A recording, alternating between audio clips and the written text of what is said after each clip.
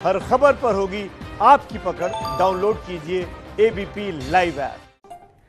तो अब जरा बात भारत की नई शिक्षा नीति की हो जाए। भारत की शिक्षा के सॉफ्टवेयर में 34 साल के बाद अपडेट आया है और आपको जानकर हैरानी होगी कि 1986 के बाद से देश की शिक्षा नीति में कोई बदलाव हुआ ही नहीं था। जिस दौर में मोबाइल के सॉफ्टवेयर हर 6 महीने में बदल जाते हो, वहां शिक्षा में 34 साल के बाद बदलाव आ रहा है। ये बड़ी हैरानी की बात है, लेकिन ये सच है, ऐसा हो रहा है।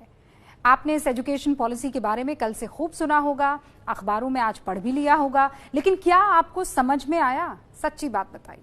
ऐसा इसलिए है क्योंकि अभी तक इस नई शिक्षा नीति को सरल और आसान भाषा में किसी ने आपको समझाया ही नहीं है। किसी ने आपको यह बताया ही नहीं है कि शिक्षा नीति के लागू हो जाने के बाद स्कूली बच्चों के भविष्य में बदलाव क्या आएगा। हमने ये कोशिश की है और हमने शिक्षा नीति को 2 हिस्सों में बांटा है। पहली है स्कूली शिक्षा और दूसरी है हायर एजुकेशन या उच्च शिक्षा। तो सबसे पहले स्कूली शिक्षा पर हमारी ये रिपोर्ट आप देख लीजिए। क्या लिखा है? पढ़ के सुनाइए तो एक JUNGU। क्या हुआ? फरवरी।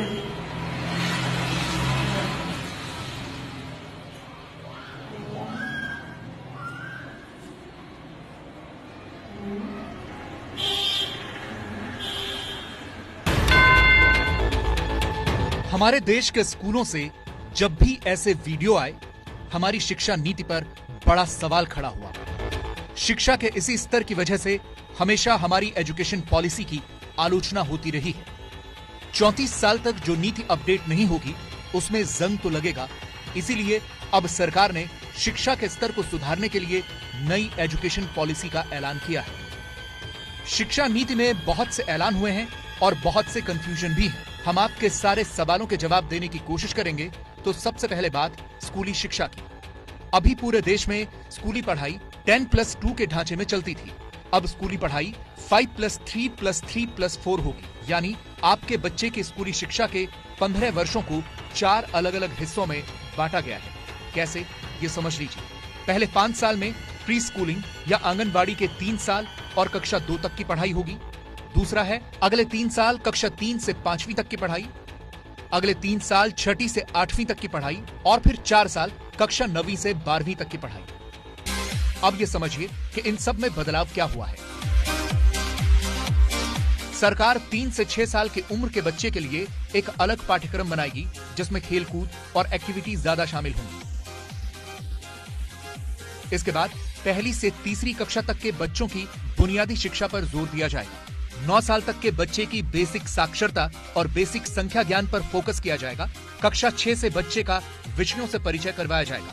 9वीं के बाद अब आर्ट, साइंस या कॉमर्स जैसी स्ट्रीम खत्म हो गई है। छात्र चाहे तो वो कोई भी सब्जेक्ट चुन सकता है। अभी जो रिजिड सेपरेशन है कि ये एक्स्ट्रा करिकुलर एक्टिविटी है अगर आप स्पोर्ट्स में चले गए, ये को करिकुलर एक्टिविटी अगर आपने डिबेटिंग कर ली, आप म्यूजिक सीखना चाहते हैं तो वो एक्स्ट्रा है, या वोकेशनल सीखना चाहते हैं तो वो नॉन एकेडमिक है। वो सारा जो सेपरेशन है वो हट जाएगा। सारे सब्जेक्ट्स पढ़ाए जाएंगे, music, arts, sports, vocational, academics, everything will be on the same level. सरकार ने एक्स्ट्रा करिकुलर या को करिकुलर एक्टिविटी जैसे किसी भी विषय को खत्म करने की कोशिश की है, लेकिन साथ ही नई शिक्षा नीति में एक नई चीज भी है। यह है वोकेशनल कोर्सेज। हिंदी में मतलब हुआ व्यावसायिक शिक्षा। नई एजुकेशन पॉलिसी के तहत कक्षा 6 से बच्चे की वोकेशनल क्लास शुरू होगी। उसे स्थानीय शिल्प या व्यापार के बारे में बताया जाएगा। साल में 10 दिन बच्चा लोकल क्राफ्ट और ट्रेड में इंटर्नशिप भी करेगा। इसमें इंटर्नशिप्स भी हम पॉलिसी में लेके आए हैं कि बच्चा जो लोकल क्राफ्ट्स पर्सन है या ट्रेड पर्सन है, वहां जाकर के बैगलेस डे करके 10 दिन की इंटर्नशिप साथ में उनके साथ बैठ के करे। चाहे वो लॉन्ड्री चलाता हो, कारपेंटर हो, इलेक्ट्रिशियन हो, उसके वहां जाके अटैचमेंट करके बच्चा समझे कि लोकल क्राफ्ट्स, ट्रेड्स क्या हैं। अब जरा बोर्ड एग्जाम की बात कर लेते हैं। पूरे देश की स्कूली शिक्षा में बोर्ड की परीक्षाओं का दबाव बहुत ज्यादा होता है। कई बच्चे तो इस वजह से आत्महत्या भी कर लेते हैं। इस दबाव को कम करने के लिए नई शिक्षा नीति में बोर्ड परीक्षाएं कम करने के तरीके बताए गए हैं। बोर्ड एग्जाम 2 भागों में होंगे, ऑब्जेक्टिव और डिस्क्रिप्टिव। साल भर में 2 बार एग्जाम होंगे। रट कर पढ़ने के बजाय समझने पर ज्यादा जोर होगा।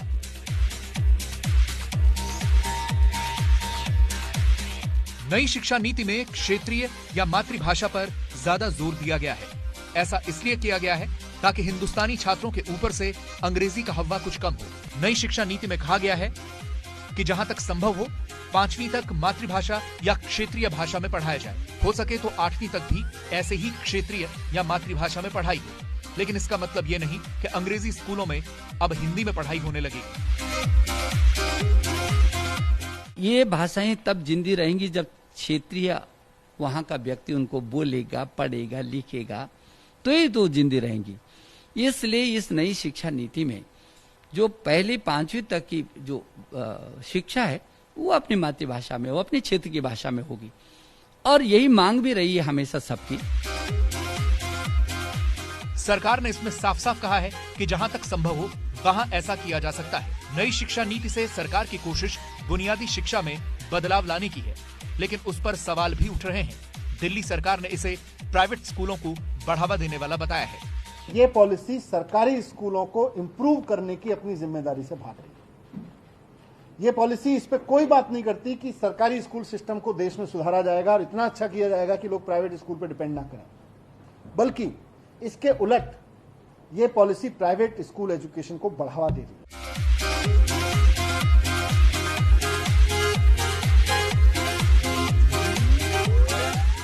तो नई शिक्षा नीति में अब वक्त हो गया हायर एजुकेशन यानी उच्च शिक्षा के नए फॉर्मेट को जानने की। देखिए, भारत की उच्च शिक्षा को लेकर हमेशा से ये आलोचना हुई है ना कि पढ़ाई किताबी होती है, उसका जीवन में व्यवहारिक इस्तेमाल हो ही नहीं पाता है।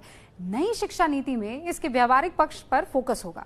बच्चों को किताबी ज्ञान से ज्यादा सामाजिक ज्ञान की बातें सिखाई जाएंगी, लेकिन हायर एजुकेशन पर मुख्य फोकस रिसर्च और इनोवेशन पर रखा गया है और इसीलिए एक रिसर्च फाउंडेशन भी बनाई जाएगी।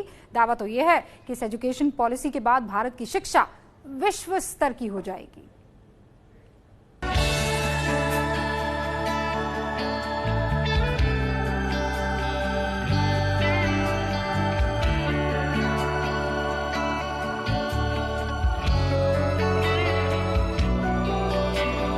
नई शिक्षा नीति में उच्च शिक्षा के लिए सबसे बड़ा बदलाव यह है कि अगर किसी कारणवश पढ़ाई बीच में छूट जाती है तो वो साल बर्बाद नहीं होंगे। अभी ऐसा होता था, लेकिन अब ये नहीं होगा। बैचलर प्रोग्राम अगर 1 साल बाद छोड़ दिया तो सर्टिफिकेट मिलेगा, 2 साल में छोड़ना पड़ा तो डिप्लोमा मिल जाएगा, 3 साल में डिग्री मिल जाएगी। इसके बाद क्या होगा ये और समझ लीजिए। जो लोग नौकरी में जाना चाहते हैं वो 3 साल का डिग्री कोर्स कर सकते हैं। जो रिसर्च में जाना चाहते हैं वो 4 साल का डिग्री प्रोग्राम कर सकते हैं। इसके बाद 1 साल का एमए और फिर सीधे पीएचडी कर सकते हैं। रिसर्च करने वाले छात्रों को अब एमफिल की जरूरत नहीं होगी।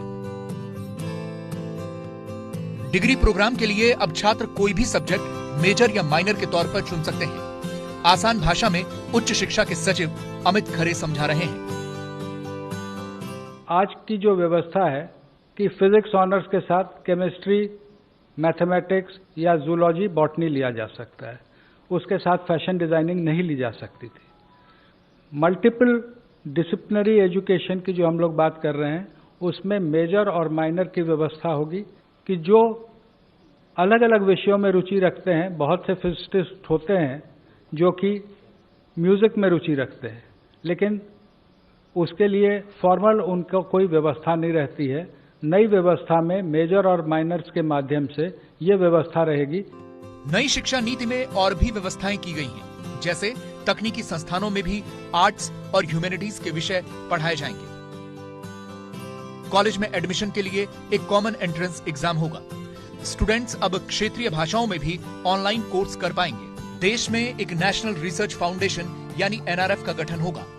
दुनिया की बड़ी यूनिवर्सिटीज भारत में अपना कैंपस खोल पाएंगी।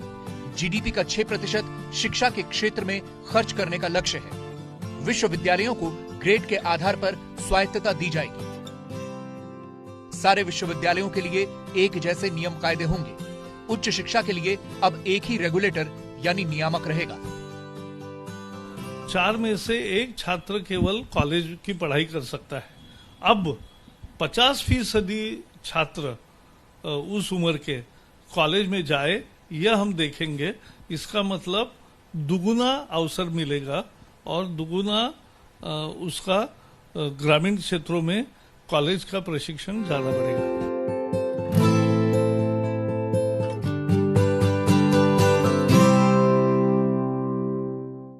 एबीपी न्यूज आपको रखे आगे।